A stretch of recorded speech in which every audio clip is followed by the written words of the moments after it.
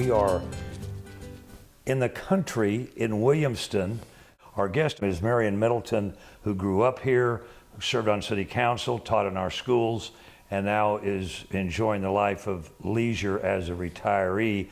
But mainly we're going to talk about the history of Williamston.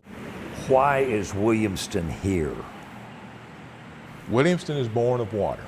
And I tell people, if you really want to understand Williamston, you have to understand the importance of water to this town. And it's the spring. Williamston came about, started to kind of form around the 1840s. West Allen Williams owned the land around here. And there was that spring in the park.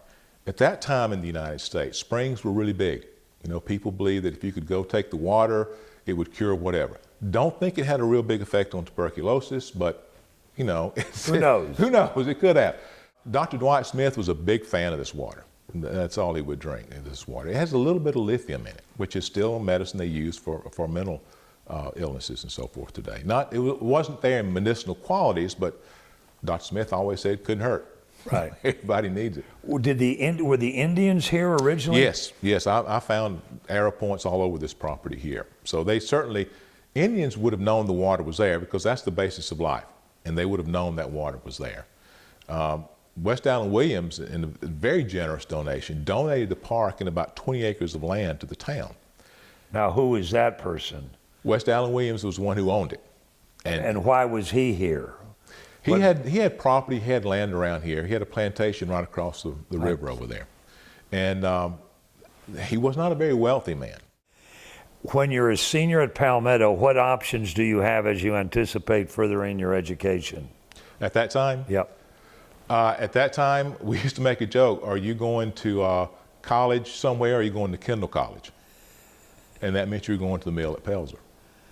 And so I went to the Citadel. I ended up down there. I go down to play football. I went down weighing 245, and 6 weeks later I weighed 207. So you don't really do college football at any age of from the 80s and 70s at 207. So that lasted 1 year. But I did end up graduating down there in 1982. Talking about the Citadel, was it like as a plebe to go to Charleston and start your college career?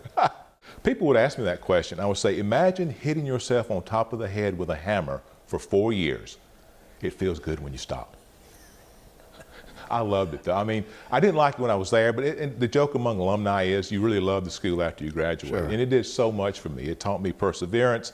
It taught me, there's a goal, don't give up, go for it, and struggle. All right, tell me about the graduates of the Citadel that come out with the ring. What does that mean to you, not only when you got it your senior year, but all these years later, and the camaraderie and that network that you have? There is a network. I mean, it's automatically like, I know you. Even though it's co-ed now, there's a system in place, and it takes perseverance to go through that system. And so you know that person has gone through the system. Where do you end up? Try to find a job without coaching, which at that time, you just couldn't do. I interviewed with athletic directors, trying to get teaching positions.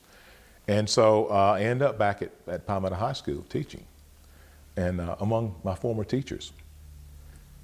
What was that like? I think 2 of them actually went to the district office to see if I was certified to teach. Because I will be absolutely honest with you, I was a horrible student in high school. Never took a book home. I was just horrible. And I always told my kids that. I'm very honest with my students. Yeah. I was horrible. Yeah. I was, but the Citadel made me what I am today. And you really fell in love with teaching, and you end up being very, very good at it. What's the correlation? I loved being around the kids. You're not going to get a promotion. Right. That's not going to happen. But you're there with the kids. And so your focus is those kids and not so much yourself. And the kids enjoyed your history classes. I hope so. I still get comments from students, oh, Mr. Middleton, I love your class. I'm so glad you taught me this. Yeah. So, and that makes it worth it. And then at some point in your career, you decided to throw the dice and run for public office. Right. What led up to that decision? We were having some financial problems in town. And, you know, growing up, my father, mayor, I mean, I just knew. I knew the stories, I knew what was happening, and I wanted to get Williamston back on track because knowing the history of Williamston like I do, it's not the first time we've gone through some serious crisis, and I wanted to get us back on track, and I think we did. I think we accomplished that. And Williamston's history when it came to textiles. If you expanded that a little bit, we came across the remains of a shoe factory in Williamston that may even predate the Civil War on Big Creek. Big Creek, if you can imagine Big Creek as a high-power transmission line, that's what the creek was. It was power. And you put a mill on that creek to power whatever you're trying to do.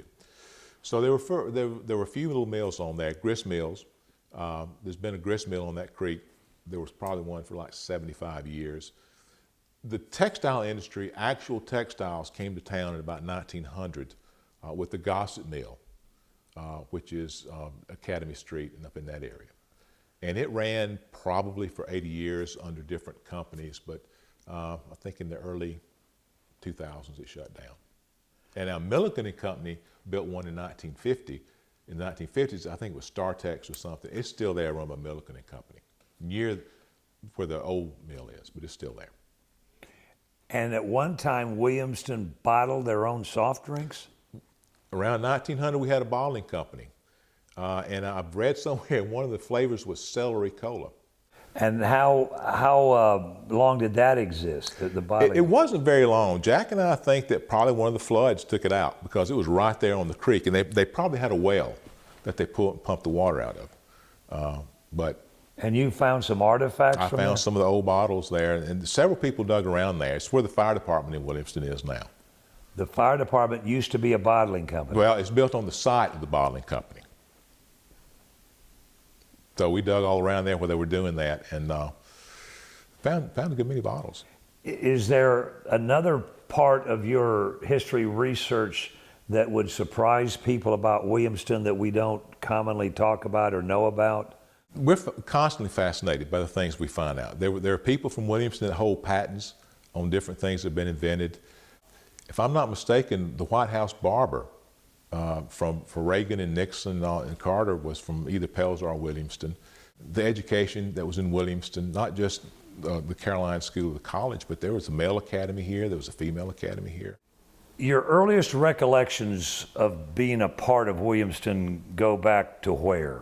I can't really think about a time when I wasn't aware that I was in Williamston. I remember when they built the reservoirs over here in the 60s. I remember the park flooding. You know, people now don't really understand that park flooded past the spring. Really? Yeah, oh wow, up into there in that area, over to where the tennis courts are in the low-lying areas. Flooding was a huge problem, and when they built the dams over there, it stopped it. What was it like as a kid growing up in Williamston? Were you locking your doors back then? I don't think I ever had a key to my house. I just came in and out. And we rode bicycles all over the place. It was just wonderful. We'd go through the fields, we'd fish. It was a wonderful experience. I loved growing up here. Felt very safe.